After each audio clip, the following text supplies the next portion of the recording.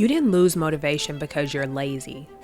You lost it because your brain is trying to protect you. And the strange part, it always disappears right when you finally decide to change. Not before, not after, right when it matters most. Let's say tonight is the night. You're done being stuck.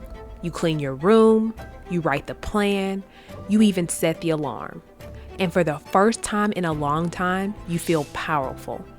But then morning comes. The alarm rings, your body feels heavy, your thoughts feel loud, and that fire from last night, gone. You don't feel broken, you just feel empty. So you cancel the plan again. And quietly, a dangerous thought slips in. Maybe I just don't want this bad enough. Here's the truth most people never hear. Motivation isn't designed to be reliable. It's designed to be temporary. Because motivation doesn't come from discipline, it comes from emotion. And emotions are high energy, but short-lived. Now, here's where your brain steps in.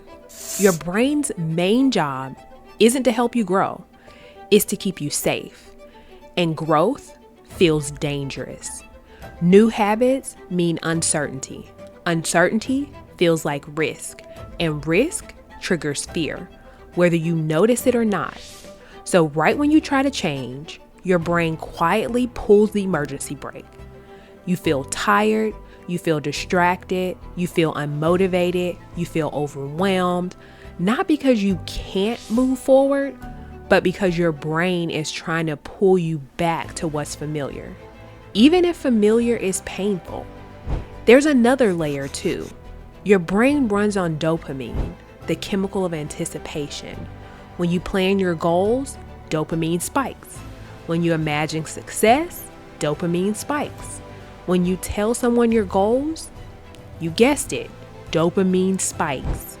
But when it's time to do the hard part, dopamine, it drops.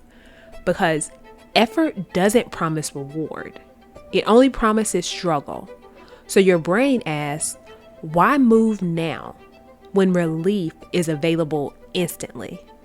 And suddenly scrolling feels safer than building.